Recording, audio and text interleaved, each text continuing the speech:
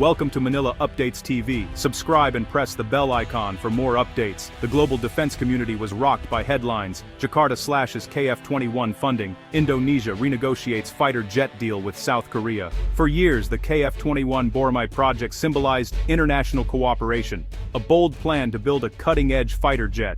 Suddenly, Indonesia, once committed to 20% of the costs, slashed its contribution from $1.3 billion to just $440 million. The financial gap was significant, but the real issue was trust and commitment. Building a fighter jet requires every partner to deliver. Indonesia's move was like a key architect walking away mid-construction. The reasons? Budget constraints and shifting priorities familiar in a post-pandemic world. For South Korea, the timing was disastrous. The jet was in advanced testing and steady funding was critical. Korea aerospace industries now faced production slowdowns and a scramble for new funding. The diplomatic headache for Seoul was immediate. Would other buyers see this as a vote of no confidence? The KF-21 was meant for export, not just domestic use. A partner backing out could spook potential customers. International defense projects are fragile marriages of interests and budgets. When one partner falters, the whole venture is at risk. The question in Seoul: who could step in to fill Indonesia's shoes and secure the Boramae's future? The search was on for a new partner, one with the need, the will, and the trust to help carry the program forward. The future of the KF-21 now depended on finding that new cornerstone. To grasp the impact of Indonesia's decision, you must understand what the KF-21 Boramae means to South Korea. It's not just an airplane, it's the result of decades of ambition, a declaration of independence in military aviation. The KF-21 bridges the gap between today's advanced jets and tomorrow's stealth fighters, boasting advanced radar, electronic warfare, and a versatile weapons load. This project is South Korea's Apollo moment, pushing technological boundaries and galvanizing industry. International partners are vital, not just for sharing costs, but for guaranteeing enough orders to make production affordable. Indonesia was supposed to buy dozens, ensuring a busy production line and lower costs for all. The Boramae incorporates features found in pricier stealth jets, like a reduced radar signature, making it a game-changer in air combat. For South Korea, surrounded by threats, such capability is a necessity, not a luxury. The KF-21 is about self-reliance, breaking free from dependence on foreign suppliers. With Boramae, Seoul can upgrade, arm, and export on its own terms. It's a symbol of South Korea's rise, not just exporting cars and phones, but also advanced defense technology. The stakes are high. The KF-21 is more than hardware. It's national pride and strategic autonomy.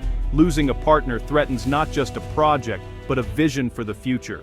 Indonesia's pullback left a $900 million hole in the KF-21 budget, a risk that could mean delays, canceled features, and lost momentum. In fighter jet development, time is money. Delays can be fatal as competitors race ahead. Beyond finances, the move shook confidence in the program. The global arms market runs on trust. When a major partner hesitates, others wonder, is there a deeper problem? Potential buyers are now watching South Korea's next move. Seoul faces tough choices: shoulder the cost alone, slow the project, or find a new partner. The best option? A new ally whose interests align with South Korea's vision for the KF-21. This isn't just about money, it's about restoring faith in the program and securing economies of scale. A committed partner would send a message: the Boramae is resilient, not dependent on any one nation. The pressure is on for Seoul to turn crisis into opportunity. The right partnership could revive the program and keep the Falcon's dream alive. The world is watching to see who will step up. As Indonesia stepped back, attention shifted to the Philippines, a nation urgently modernizing its neglected air force. The Philippine Air Force, once mocked for its outdated fleet, is now racing to rebuild amid rising tensions in the South China Sea. The Philippines needs a capable, affordable, multi-role fighter.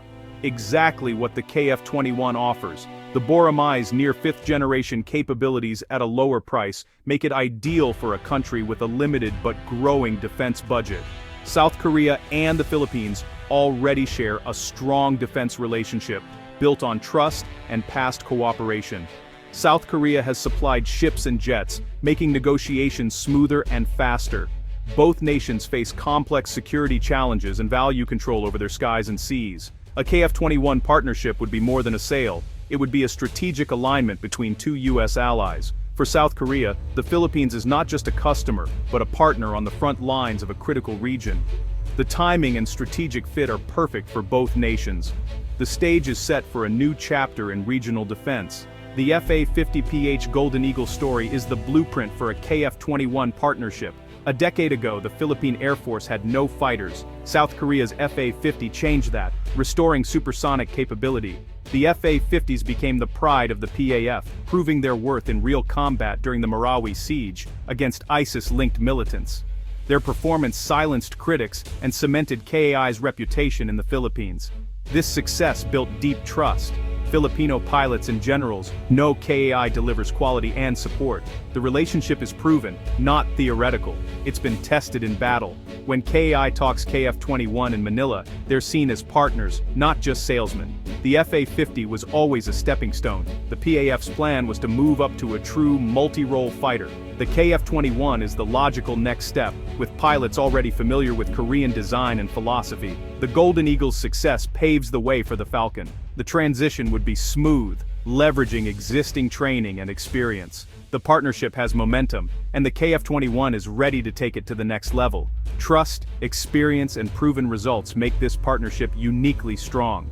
Acquiring the KF-21 would revolutionize the Philippine Air Force, propelling it into the era of network-centric warfare. The FA-50 is a solid light fighter, but the KF-21 is a true multi-role powerhouse. Its longer range means it can patrol the Philippines' vast maritime zones, staying on station longer and deterring threats.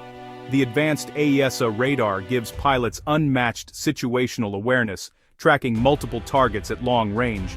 This first look, first shot advantage is crucial in modern air combat. The KF-21's expanded weapons load, including long-range air-to-air and anti-ship missiles, would transform the PAF's offensive and defensive power.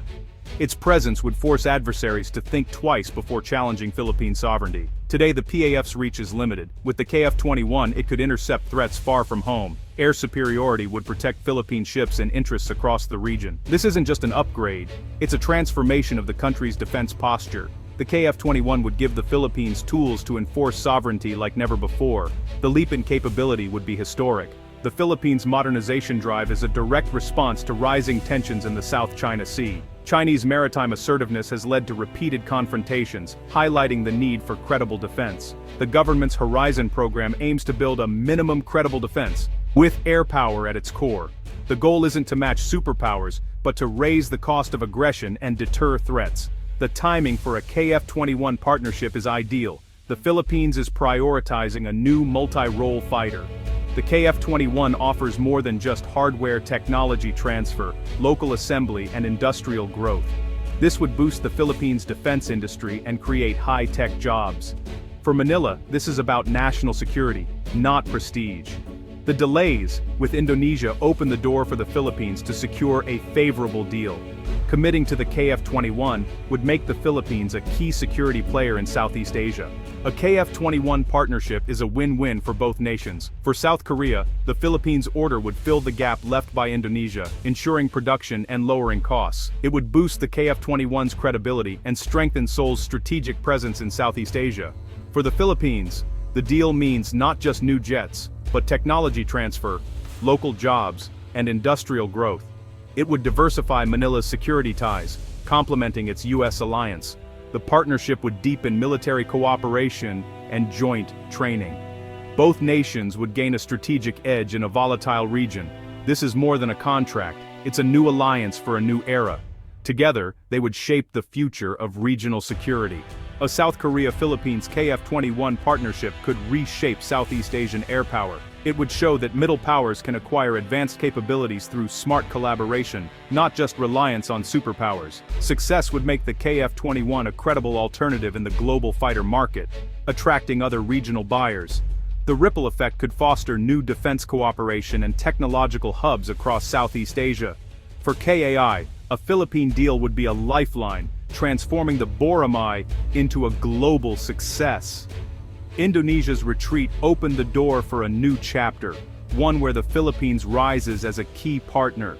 The decisions made now in Seoul and Manila could determine who rules the skies for a generation.